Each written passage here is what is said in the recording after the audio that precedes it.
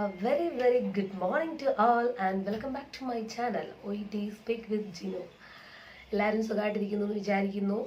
11-ാം തീയതി എക്സാം എഴുതാൻ പോകുന്ന സ്റ്റുഡൻസ് ഒക്കെ അത്യാവശ്യം നല്ല രീതിയിൽ പ്രിപ്പയർ ആയിട്ട് പോകാമെന്ന് വിചാരിക്കുന്നു. എൻ്റെ സ്റ്റുഡൻസ് ഒക്കെ ഏകദേശം ഓൾ സെറ്റ് ആയിട്ടുണ്ട്. ഒത്തിരി പേരില്ല, കുറച്ച് പേരെ എനിക്ക് ഈ പ്രാവശ്യം എഴുതാനുള്ളൂ. അവരെയൊക്കെ ഞാൻ ഒരുവിധം കോൺഫിഡൻസും മോട്ടിവേഷനൊക്കെ കൊടുത്ത് റെഡിയാക്കി വെച്ചിട്ടുണ്ട്. സോ നിങ്ങളും ബാക്കിയുള്ള എൻ്റെ സ്റ്റുഡൻസ്, എൻ്റെ വ്യൂവേഴ്സ് എല്ലാം അതുപോലെ റെഡി ആയിട്ടിരിക്കുന്നു ഞാൻ വിചാരിക്കുന്നു. സോ നിങ്ങൾക്ക് ഈ 11th എക്സാം നിങ്ങൾക്ക് നല്ലതായിട്ട് എഴുതാൻ പറ്റട്ടെ. ആരും പാനിക് ആവരുത്. റീഡിങ്ങിൻ്റെ ഏപ്പാട്ട് കൈ കിട്ടിയ ഉടനെ തന്നെ ടെൻഷൻ അടിച്ച് അത് മൊത്തത്തിൽ കൊണ്ടുപോയി കുളമാക്കരുത്. എന്താണെങ്കിലും ഈ ഒരു ദിവസത്തിന് വേണ്ടി കാത്തിരുന്നവരാണ് നിങ്ങൾ ഓരോരുത്തരും, അല്ലേ? മാസങ്ങളായി, അല്ലേ? കുറേ മാസങ്ങളായി ഈ ഒരു എക്സാം എഴുതാൻ വേണ്ടി ഡേറ്റ് എടുത്ത് ഒത്തിരി സ്ട്രഗിൾ ചെയ്ത് ഡ്യൂട്ടിയുടെ ഇടയിൽ പഠിച്ച്, അല്ലെങ്കിൽ പിള്ളേരെ നോക്കുന്നതിൻ്റെ ഇടയിൽ, വീട്ടിലെ കാര്യങ്ങളുടെ ഇടയിൽ ഒക്കെ നമ്മൾ ഈ ഒരു നമ്മുടെ പഠനം കൂടെ മുന്നോട്ട് കൊണ്ടുപോയി ഈ ഒരു ദിവസത്തിന് വേണ്ടി കാത്തിരുന്നവരാണ് നിങ്ങളിൽ പലരും. സോ ഈ ഒരു ദിവസം വരുമ്പോൾ നിങ്ങൾ എന്തിനാണ് പേടിക്കുന്നത്? നിങ്ങൾ ഇതിനെ ധൈര്യപൂർവ്വം നിങ്ങൾ പോയി ഫേസ് ചെയ്യുക. ഈ ഒരു എക്സാം എഴുതുക. ഇത് ലോകത്തിന്റെ അവസാനം ഒന്നുമല്ല. ഞാൻ എൻ്റെ പിള്ളേരോട് പറയാറുണ്ട്, ഭയങ്കര ടെൻഷനാണെന്ന് പറയുമ്പോൾ ഞാൻ പറയും, ഇത് ലോകാവസാനമല്ല. ഈ ഒരു OET എക്സാം എന്ന് പറയുന്ന ഒരിക്കലും ലോകാവസാനമല്ല. ഇത് കഴിഞ്ഞ് ഇനിയും അവിടെ നിന്ന് അങ്ങോട്ട് ജീവിതം കിടക്കുന്നുണ്ട്. മാത്രമല്ല, നമ്മൾ നേഴ്സുമാരെന്ന് പറഞ്ഞാൽ ഭയങ്കര സ്ട്രോങ് ആയിട്ടുള്ള പേഴ്സണാലിറ്റീസ് ആണ്. കാരണം എന്താണ്, ഒരു ഡെത്ത്, ആ ഡെത്ത് കെയർ, അതുപോലെ തന്നെ ഒരു മനുഷ്യന്റെ ജീവൻ തന്നെ നമ്മുടെ കയ്യിലൂടെയാണ്, അല്ലേ? ഒരു കാർഡിയാക് അറസ്റ്റ്, ഒരു റെസ്പിറേറ്ററി അറസ്റ്റ് ഒക്കെ വരുന്ന സമയത്ത് നമ്മൾ ധൈര്യപൂർവ്വം അതിന് ഫേസ് ചെയ്ത് അതിനാവശ്യമായിട്ടുള്ള കാര്യങ്ങളൊക്കെ കൊടുത്ത് ഒരു വ്യക്തിയുടെ ജീവൻ തന്നെ തിരിച്ചു പിടിക്കാൻ ക്യാപ്പബിലിറ്റി ഉള്ള അത്രയും ശക്തരായ ആൾക്കാരാണ് നമ്മൾ. സോ നിങ്ങൾ എന്തിനാണ് ഈ ഒരു എക്സാമിനെ പേടിക്കുന്നത്? ഈ ഒരു എക്സാമിനെ നിങ്ങൾ ആരും പേടിക്കേണ്ട കാര്യമില്ല. ധൈര്യമായിട്ട് പോയിട്ട് പരീക്ഷ എഴുതുക. നിങ്ങൾ കോൺഫിഡൻ്റ് ആയിട്ട് പോയി ഫേസ് ചെയ്താൽ ഒരു പക്ഷേ നിങ്ങൾക്ക് ഇതിനകത്ത് ജയിക്കാനുള്ള പോസിബിലിറ്റീസ് കൂടുതലായിരിക്കാം. കാരണം നിങ്ങൾ ടെൻഷൻ ആയി കഴിഞ്ഞാൽ ഓട്ടോമാറ്റിക്കലി നമ്മുടെ BP ഒക്കെ അങ്ങോട്ട് കയറും. പിന്നെ പാട്ട് കയ്യിൽ കിട്ടിക്കഴിഞ്ഞാൽ നമുക്കൊന്നും കാണത്തില്ല. പ്രത്യേകിച്ച് റീഡിങ്ങിൻ്റെ സമയത്താണ് ഇങ്ങനെ ഒരു പ്രശ്നം കണ്ടുവരുന്നത്. അതുകൊണ്ട് മനസ്സൊക്കെ നല്ല സ്വസ്ഥമായി ശാന്തമാക്കി വെച്ച് നന്നായിട്ട് പ്രാർത്ഥിച്ച് സമാധാനമായിട്ട് പോയിട്ട് ഈ പരീക്ഷ എഴുതുക. സോ ഈ ഒരു അറ്റംപ്റ്റിൽ തന്നെ ഈ പ്രാവശ്യം എഴുതുന്ന എല്ലാ സ്റ്റുഡൻസിനും കിട്ടാനായിട്ട് ഇടയാവട്ടെ. എൻ്റെ പ്രത്യേക പ്രാർത്ഥന നിങ്ങളോട് കൂടെ ഉണ്ട്. ഞാൻ എൻ്റെ സ്റ്റുഡൻസിന് വേണ്ടി പ്രാർത്ഥിക്കുന്നതിൻ്റെ കൂട്ടത്തിൽ ഞാൻ പ്രാർത്ഥിക്കാറുണ്ട്. കാരണം എന്ന് വെച്ച് കഴിഞ്ഞാൽ ഈ പറഞ്ഞ പോലെ 3rd attempt 4th attempt ഒത്തിരി കാശ് മുടക്കി എഴുതുന്ന നേഴ്സുമാരുണ്ട്. അവരുടെ 2 മാസത്തെ 3 മാസത്തെയൊക്കെ സാലറി കൂട്ടി വെച്ചിട്ടായിരിക്കാം എക്സാമിന് ഒരു ഡേറ്റ് എടുത്ത് പാവങ്ങൾ പോയി എഴുതുന്നത്. അപ്പം അതിൻ്റെ ബുദ്ധിമുട്ട് എന്താണെന്ന് എനിക്ക് നന്നായിട്ട് അറിയാം. അതുകൊണ്ട് തന്നെയാണ് ഞാൻ പറഞ്ഞത്, എക്സാം എഴുതുന്നവർക്കൊക്കെ വേണ്ടി ഡെഫിനറ്റ്ലി ഞാൻ പ്രാർത്ഥിക്കുന്നുണ്ട് കേട്ടോ. All right. സോ ഞാൻ ഇന്നിവിടെ വന്നത് വേറൊരു കാര്യം പറയാൻ വേണ്ടിയിട്ട്. അതായത് കുറേ സ്റ്റുഡൻസ് എന്നെ വിളിക്കുമ്പോൾ പറയാറുണ്ട്, മാം ഈ ഒരു 1 വീക്ക് മുമ്പാണ് അല്ലെങ്കിൽ ഒരു 10 days മുമ്പാണ് മാമിൻ്റെ വീഡിയോ ഞാൻ കണ്ടു തുടങ്ങിയത്. പക്ഷേ എൻ്റെ എക്സാമിൻ്റെ ഡേറ്റ് ആയി. ഇനി എനിക്ക് 2 ആഴ്ചയും കൂടെയുള്ള എക്സാമിന് അല്ലെങ്കിൽ 10 days കൂടെയുള്ള എക്സാമിന് മാം എന്നെ ഒന്ന് ഹെൽപ്പ് ചെയ്യുമോ? അപ്പോൾ അങ്ങനെ വരുന്ന സാഹചര്യത്തിൽ എനിക്ക് വളരെ ബുദ്ധിമുട്ടാണ് അഡ്മിഷൻ എടുക്കാൻ. കാരണം മിനിമം നമ്മളൊരു 1 month അഡ്മിഷനാണ് എടുക്കുന്നത്. അപ്പോൾ ക്രാഷ് ഉണ്ടോ മാം, ഒരു 10 days ഒരു അസിസ്റ്റൻസ് തരാമോ എന്ന് പറഞ്ഞ് പല പിള്ളേരും എന്നെ വിളിക്കാറുണ്ട്. അപ്പം എനിക്കത് എടുക്കാൻ കഴിയാറില്ല. കാരണം ഇത് തന്നെയാണ് പ്രശ്നം. നമുക്ക് ഓൾമോസ്റ്റ് ഫുള്ളായിരിക്കും അഡ്മിഷൻ വന്നപ്പോൾ ആ സമയത്തായിരിക്കും ഒരു 10 days അഡ്മിഷൻ എടുക്കുമ്പോൾ ഓൾറെഡി നമുക്ക് 1 month അഡ്മിഷന് ബുക്ക് ചെയ്തിട്ട് പോയ പിള്ളേരെ എടുക്കാൻ പറ്റാത്ത അവസ്ഥ, അങ്ങനെ കുറച്ച് പ്രശ്നങ്ങളൊക്കെ ആയിട്ട് എനിക്ക് അവരെ സഹായിക്കാൻ കഴിയാറില്ല. സോ ഞാൻ അതിനൊരു സൊല്യൂഷനായിട്ടാണ് വന്നിരിക്കുന്നത്. അതായത് നമ്മളൊരു ക്രാഷ് കോഴ്സ് സ്റ്റാർട്ട് ചെയ്യുന്നുണ്ട്. അപ്പം കാര്യങ്ങൾ ശ്രദ്ധിച്ച് കേൾക്കുക. പുതിയൊരു ക്രാഷ് കോഴ്സ് നമ്മൾ കൊണ്ടുവരുന്നുണ്ട്. ക്രാഷ് കോഴ്സ് എന്ന് പറയുന്നത് റൈറ്റിങ്ങിനും സ്പീക്കിങ്ങും മാത്രം കോൺസെൻട്രേറ്റ് ചെയ്തിട്ടുള്ള ഒരു ക്രാഷ് കോഴ്സാണ്.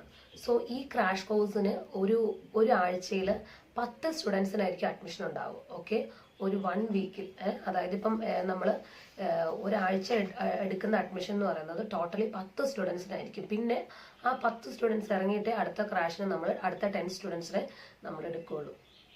അപ്പോൾ ഇനി ക്രാഷിൻ്റെ ഡീറ്റെയിൽസ് ഞാൻ പറഞ്ഞു തരാം. ക്രാഷ് എങ്ങനെയാണെന്ന് വെച്ചാൽ, ഒരു ദിവസം നിങ്ങൾക്ക് 2 സ്പീക്കിങ്ങും 2 ലെറ്റർ കറക്ഷനും, ഓക്കെ, ഒരു ദിവസം 2 സ്പീക്കിങ്ങും 2 റൈറ്റിംഗ് വെച്ചിട്ടായിരിക്കും ക്രാഷുകാർക്ക് പോകുന്നത് 10 ദിവസം. സോ 10 ദിവസം കൊണ്ട് നിങ്ങൾക്ക് 2 റൈറ്റിംഗ് സ്പീക്കിംഗ് വെച്ച് കവർ ചെയ്യാം. അതുപോലെ ഒരു 1 വീക്ക് കഴിയുമ്പോൾ, ജോയിൻ ചെയ്ത് ഒരു 1 വീക്ക് കഴിയുമ്പോൾ നമ്മൾ നിങ്ങൾക്ക് ഈ 10 ദിവസത്തിൽ ജോയിൻ ചെയ്ത് 1 വീക്ക് കഴിയുമ്പോൾ നിങ്ങൾക്ക് ഒരു മോക്ക് ടെസ്റ്റ് പ്രൊവൈഡ് ചെയ്യും. ബാക്കിയുള്ള ദിവസങ്ങളിൽ 2 റൈറ്റിംഗ് 2 സ്പീക്കിംഗ് വെച്ചിട്ട് ഒരു ദിവസം നിങ്ങൾക്ക് ഒരു 1 വീക്ക് കഴിയുമ്പോൾ നിങ്ങൾക്ക് ഒരു മോക്ക് ടെസ്റ്റും പ്രൊവൈഡ് ചെയ്യുന്നതായിരിക്കും. സോ അങ്ങനെയായിരിക്കും നമ്മുടെ ക്രാഷ് പോകുന്നത്. സോ ക്രാഷിൽ എക്സാം ഓറിയൻറ്റഡ് ആയിട്ടുള്ള സ്പീക്കിങ്ങും അതുപോലെ തന്നെ റൈറ്റിങ്ങും ആയിരിക്കും നിങ്ങൾക്ക് വരുന്നത്. അതുപോലെ തന്നെ എൻ്റെ ട്യൂട്ടേഴ്സിൽ ദ ബെസ്റ്റ് ട്യൂട്ടേഴ്സ് ആയിരിക്കും നിങ്ങൾക്ക് ക്രാഷിന് നിങ്ങൾ അസിസ്റ്റ് ചെയ്യാനായിട്ട് ഉണ്ടാവും. അതോടൊപ്പം എൻ്റെ സർവീസും ഡെഫിനറ്റ്ലി ഉണ്ടാകും കേട്ടോ. ഈ ക്രാഷ് കോഴ്സ് എടുക്കുന്ന സ്റ്റുഡൻസിന്, ഈ 10 ഡേയ്സ് ക്രാഷ് എടുക്കുന്ന സ്റ്റുഡൻസിന് 2 റൈറ്റിംഗ് 2 സ്പീക്കിംഗ് പ്ലസ് സൂമിനകത്ത് ഞാൻ എക്സാം ടോപ്പിക്ക് മാത്രം വെച്ച് ക്ലാസ് എടുക്കുന്നതിനകത്ത് ഒത്തിരി ടിപ്സ് ഞാൻ കൊടുക്കുന്നുണ്ട്. അപ്പം അതുകൊണ്ട് തന്നെയാണ് കേട്ടോ എൻ്റെ പിള്ളേരൊക്കെ ഒരു 15 ദിവസം കഴിയുമ്പോഴത്തേക്കും സ്പീക്കിങ്ങിൽ കയറി വരാൻ കാരണം.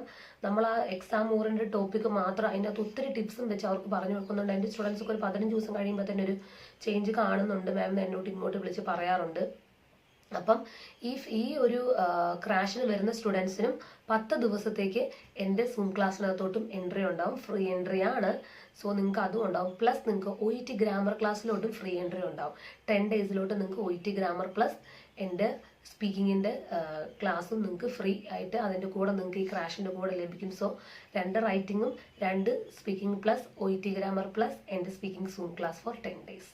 ഓക്കെ, അതായിരിക്കും നിങ്ങൾക്ക് ഈ ഒരു പാക്കേജിനകത്ത് വരുന്നത്. സോ ഈ ഒരു ക്രാഷ് കോഴ്സിന് നിങ്ങൾ എലിജിബിൾ ആകണമെങ്കിൽ നിങ്ങൾ എനിക്ക് ക്രാഷ് കോഴ്സിൻ്റെ ഡീറ്റെയിൽസ് ചോദിക്കാൻ വേണ്ടി മെസ്സേജ് അയക്കുന്നവരോട് ഞാൻ പ്രത്യേകം പറയുവാണ്, നിങ്ങൾ ഡയറക്റ്റ്ലി, അതായത് എന്നെ ഫോണിൽ വിളിച്ചിട്ട് കിട്ടുന്നില്ല എങ്കിൽ നിങ്ങൾ ആരും വിഷമിക്കേണ്ട. നിങ്ങൾ വാട്സപ്പിൽ മെസ്സേജ് ഇടുവാണെങ്കിൽ ഡെഫിനറ്റ്ലി ഞാൻ അതിന് റിപ്ലൈ തരും. എനിക്ക് തോന്നുന്നു നിങ്ങൾ എന്നെ ഫോൺ വിളിക്കുന്നതിനേക്കാൾ നല്ലത് വാട്സപ്പിൽ മെസ്സേജ് ഇടുന്നതായിരിക്കാം. കാരണം ഈ ത്രോട്ടിൻ്റെ ഒരു പ്രശ്നമുള്ളതുകൊണ്ട് ഞാൻ ബിസി ആയതുകൊണ്ടും പലപ്പോഴും എനിക്ക് പല കോളുകൾ അറ്റൻഡ് ചെയ്യാൻ പറ്റാറില്ല. പക്ഷേ നിങ്ങൾ പേടിക്കേണ്ട, നിങ്ങൾ വാട്സപ്പിൽ മെസ്സേജ് ഇടുവാണെങ്കിൽ ഡെഫിനറ്റ്ലി ഞാനത് റിപ്ലൈ തരും. സോ ഈ ക്രാഷ് കോഴ്സിന് അപേക്ഷിക്കേണ്ടവർ ആരൊക്കെയാണ് എന്നാണ് ഇനി ഞാൻ പറയാനായിട്ട് പോകുന്നത്. എക്സാമിന് ഡേറ്റ് എടുത്തിട്ടുള്ള സ്റ്റുഡൻസ്, അതായത് എക്സാമിൻ്റെ കറക്റ്റ് 15 ദിവസം മുമ്പാണ് നിങ്ങൾ ഈ ക്രാഷ് കോഴ്സിന് അപേക്ഷിക്കേണ്ടത്. അപ്പോൾ നിങ്ങൾ വിചാരിക്കും മാം എങ്ങനെ അറിയുന്നല്ലേ, ഞാൻ എങ്ങനെ അറിയും നിങ്ങൾ എക്സാമിന് ഡേറ്റ് എടുത്ത്? ഈ 10 ദിവസത്തിൻ്റെ ക്രാഷ് കോഴ്സിൻ്റെ എലിജിബിൾ ആയിട്ടുള്ള സ്റ്റുഡൻസ് എന്ന് പറയുന്നത് ഈ ഡേറ്റ് എടുത്തിട്ട് 15 ദിവസം മുമ്പ്. സോ നിങ്ങൾ എനിക്ക് ക്രാഷ് കോഴ്സിൻ്റെ ഡീറ്റെയിൽസ് പറയാവോ എന്ന് ചോദിച്ച് നിങ്ങൾ മെസ്സേജ് ഇടുമ്പം നിങ്ങൾ ഡേറ്റ് എടുത്തതിൻ്റെ സ്ക്രീൻഷോട്ട് കൂടെ എനിക്ക് വാട്സപ്പിൽ ഇടണം. ഓക്കെ, നിങ്ങൾ ഡേറ്റ് എടുത്ത് വെച്ചിട്ടുള്ളതിൻ്റെ മെയിലുണ്ടല്ലോ, അതിൻ്റെ സ്ക്രീൻഷോട്ട് എനിക്ക് വാട്സപ്പിൽ ഇട്ടിട്ട് വേണം നിങ്ങൾ ക്രാഷ് കോഴ്സിൻ്റെ ഡീറ്റെയിൽസ് ചോദിക്കാനായിട്ട്. കാരണം പല സ്റ്റുഡൻസ്, അതായത് ഓഗസ്റ്റിലോട്ടും സെപ്റ്റംബറിലോട്ടും അടുത്ത ജനുവരിയിലോട്ട് വരെ ഡേറ്റ് എടുത്ത് വെച്ച സ്റ്റുഡൻസ് എന്നെ വിളിച്ച് ചോദിക്കുവാണ് ക്രാഷ് കോഴ്സ് തരുമോന്ന്. സോ അങ്ങനെ നിങ്ങൾ എടുക്കുമ്പം ശരിക്കും ജെന്യുവൻ ആയിട്ടുള്ള സ്റ്റുഡൻസ്, അതായത് എക്സാം എഴുതാൻ ഒരു 10 ദിവസം 15 ദിവസം ബാക്കി നിൽക്കുന്ന സ്റ്റുഡൻസിൻ്റെ ഒരു ഓപ്പർച്യൂണിറ്റിയാണ് നിങ്ങൾ നഷ്ടപ്പെടുത്തുന്നത്. നിങ്ങൾ ഒരിക്കലും അങ്ങനെ ചെയ്യരുത്. പിന്നെ വേറൊരു കാര്യം പറയണം, 3-4 അറ്റംപ്റ്റ് ചെയ്തിട്ട് സ്പീക്കിങ്ങിൽ 300, റൈറ്റിങ്ങിൽ 250 ഇങ്ങനെയൊക്കെ കിട്ടിയ സ്റ്റുഡൻസ് പോലും എന്നെ വിളിച്ചിട്ട് എനിക്ക് ക്രാഷ് തരുമെന്ന് ചോദിക്കണം. അപ്പം നിങ്ങളൊന്ന് മനസ്സിലാക്കണം, നിങ്ങൾ 3-4 പ്രാവശ്യം എഴുതിയിട്ട് നിങ്ങളുടെ സ്കോറിൽ ഒരു മാറ്റവും ഇല്ലെങ്കിൽ എന്തുകൊണ്ടാണ് നിങ്ങളൊരു ക്രാഷിലോട്ട് മാത്രം ഒതുങ്ങി പോകുന്നത്? നിങ്ങൾ അത്രയും ഇമ്പോർട്ടൻസേ OET കൊടുക്കുന്നുള്ളൂ. നിങ്ങൾക്ക് ഇത്രയും പ്രാവശ്യം എഴുതിയിട്ട് നിങ്ങൾക്ക് അതിനകത്ത് ഇമ്പ്രൂവ്മെൻറ്റ് ഡെഫിനറ്റ്ലി നിങ്ങൾ പിന്നെയും റിപ്പീറ്റ് ആയിട്ട് പെട്ടെന്ന് ചാടി കയറി ഡേറ്റ് എടുത്ത് എഴുതരുത്. ഒന്ന് തറവായിട്ട് പഠിച്ച് മിനിമം ഒരു 1 മന്ത് എങ്കിലും ഒരു നല്ലൊരു ഗൈഡൻസ് കിട്ടുന്നവിടെ പഠിച്ചതിന് ശേഷം നിങ്ങൾ ഡേറ്റ് എടുക്കുക. ചില പിള്ളേർ ക്രാഷിന് വിളിക്കുമ്പോൾ എന്നോട് പറയാറ് എനിക്ക് ഓഗസ്റ്റിലെ എക്സാം. സോ ഓഗസ്റ്റിലെ എക്സാമിന് ഇപ്പം എന്തിനാണ് 10 ഡേയ്സ് ക്രാഷ് എടുത്ത് നിങ്ങൾ ക്യാഷ് വേസ്റ്റിങ് പോട്ടെ, ടൈം വേസ്റ്റിങ് എല്ലാം വേസ്റ്റാണ് നിങ്ങൾ ആ ഒരു ഡേറ്റ് എടുത്ത് വെച്ചിട്ട് എടുക്കുന്നത്. ക്രാഷ് എപ്പോഴും ആപ്റ്റ് ആയത് ആർക്കാണ്? ഒരുവിധം ബേസ് കിട്ടി, അതായത് 1 മാസം അല്ലെങ്കിൽ 1.5 മാസം 2 മാസം പഠിച്ച് ഒരുവിധം ബേസ് ആയ സ്റ്റുഡൻസിന് പിന്നെ കുറച്ച് ടിപ്സും അതുപോലെ തന്നെ കുറച്ചും കൂടെ ടഫ് ആൻഡ് ടൈറ്റ് ആയിട്ടുള്ള രീതിയിലുള്ള കുറച്ച് ടോപ്പിക്സും കൂടെ കൊടുത്ത് അവരെ പെട്ടെന്ന് നമുക്ക് കയറ്റിക്കൊണ്ടുവരാൻ പറ്റും ക്രാഷിൽ കൂടെ. അല്ലാതെ യാതൊരു ബേസും ഇല്ല OET ആദ്യമായിട്ട് പഠിക്കാൻ വരുന്ന പിള്ളേർ എന്നോട് ചോദിക്കാറുണ്ട് ക്രാഷ് തരുമോ. എനിക്ക് മനസ്സിലാവുന്നില്ല അതിൻ്റെ പിന്നിൽ ചെയ്ത വികാരം എന്താണെന്ന്. സോ എനിക്ക് നിർബന്ധമാണ് എൻ്റെ ഈ ക്രാഷ് കോഴ്സ്, എൻ്റെ ഈ 10 സീറ്റ് പോകുന്നത് എലിജിബിലിറ്റി ഉള്ള സ്റ്റുഡൻസിലോട്ട് തന്നെ ആയിരിക്കണം. അതുകൊണ്ടാണ് ഞാൻ പറഞ്ഞത് നിങ്ങൾ ക്രാഷിൻ്റെ ഡീറ്റെയിൽസ് ചോദിച്ച് എനിക്ക് മെസ്സേജ് ഇടുമ്പോൾ നിങ്ങൾ എക്സാമിന് ഡേറ്റ് എടുത്തതിൻ്റെ മെയിലിൻ്റെ സ്ക്രീൻഷോട്ട് കൂടെ എനിക്ക് അയക്കണം. സോ നിങ്ങളുടെ എക്സാം ഡേറ്റ് എനിക്ക് മെസ്സേജ് ഇടുമ്പം എനിക്ക് മനസ്സിലാകാൻ പറ്റും.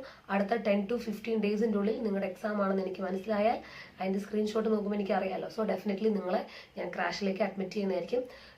എവറി 10 ഡേയ്സ്, അതായത് 10 ഡേയ്സിലോട്ട് നമ്മൾ 10 സ്റ്റുഡൻസിനെയാണ് ക്രാഷിന് അഡ്മിറ്റ് ചെയ്യുന്നത്. അതിൽ കൂടുതൽ നമുക്കിപ്പോൾ അക്കോമഡേറ്റ് ചെയ്യാൻ പറ്റാത്ത അവസ്ഥയാണ്. കാരണം എൻ്റെ എന്താ പറയുക റെഗുലർ ബാച്ചിലേക്കുള്ള പിള്ളേർ അഡ്മിഷൻ ബുക്ക് ചെയ്തിട്ട് പോയിട്ടുണ്ട്. സോ എനിക്ക് അവരെന്താണെങ്കിലും കൺസിഡർ ചെയ്തേ പറ്റുള്ളൂ, അതുകൊണ്ടാണ് കേട്ടോ. പക്ഷേ നമ്മൾ ഈ ഒരു സർവീസ് കുറച്ചും കൂടെ സ്റ്റുഡൻസിലേക്ക് ഉപകാരപ്രദമായി എത്തണമെന്ന് ആഗ്രഹമുള്ളത് കൊണ്ടാണ് ഞാനത് ഇടുന്നത്. സോ നിങ്ങൾ വന്നു കഴിഞ്ഞാൽ എൻ്റെ പേഴ്സണൽ ട്യൂട്ടേഴ്സ് നിങ്ങൾക്ക് ഒരു ദിവസം 2 റൈറ്റിംഗ് 2 സ്പീക്കിംഗ് വെച്ച് നിങ്ങൾക്ക് തരും. എക്സാം ഓറിയൻറ്റഡ് ആയിട്ടുള്ള ടോപ്പിക് ആയിരിക്കും. അതിന് പുറമെ നിങ്ങൾക്ക് ഒരു മോക്ക് ടെസ്റ്റ് ഇതിൽ നിന്ന് കിട്ടും.